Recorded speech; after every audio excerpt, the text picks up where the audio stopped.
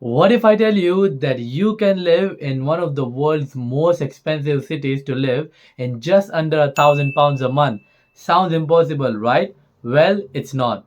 In this video, I'm going to show you how you can live comfortably in London in just under £1,000.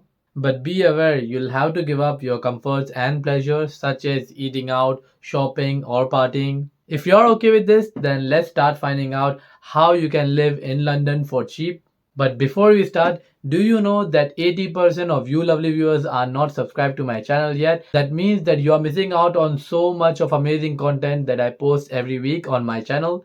So if you are someone who has not yet subscribed to my channel yet, I would request you to do that right now and press that bell icon. It'll just take a second and it'll create a huge difference for me. Don't forget to smash that like button. With that being said, let's get started. Starting with rent, if you simply go on Google and type in the world most expensive cities to rent an apartment in 2023, then you'll get to know that London is the fourth most expensive city in the world to rent an apartment. So you can imagine how crazy this is going to be to rent an apartment in London. So if you're a single person, then it should cost you an average between 600 to 700 pounds per month, which is around 60 to 70% of your budget, considering that you want to live in under £1,000 in London.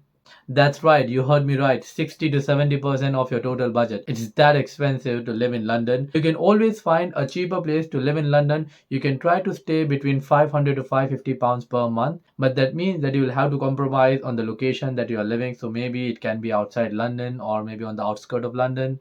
There can be other factors as well. For example, you'll have to live in a smaller room, you'll have to share the apartment with more people. By the way, if you want to know the 7 cheapest place to rent an apartment in London, then don't forget I have already made a video out on that. I'll leave a link in the bio. You can check it out after you're done watching this video. After your rent is sorted, then the next thing that you're going to look at is your groceries and food expenses.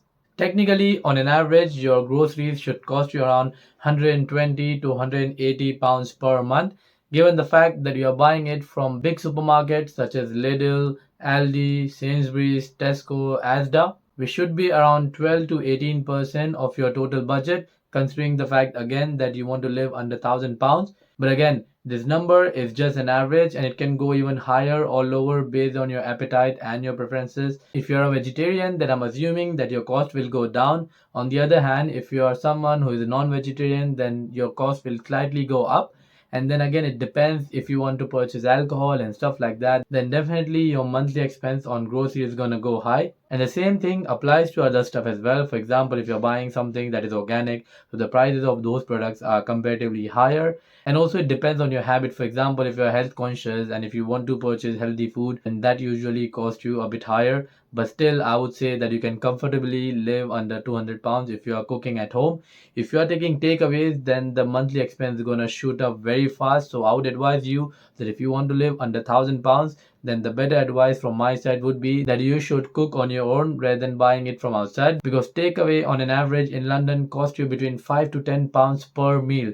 So imagine in a day, if you are eating twice from outside, then on an average it costs you from 10 to 20 pounds per day. And if you multiply that by using simple math, then in a month it will cost you around 300 to 600 pounds per month. So imagine how much you're going to save if you cook on your own. Cost of transportation is another aspect to consider in mind when living in London, because bear in mind that London is a really big city, and depending on where you live, you cannot neglect the fact that you'll have to keep aside some money on the cost of transportation. And just to let you know, transportation in London is one of the world's most expensive again. So that's why you'll have to keep around 100 to 150 pounds per month.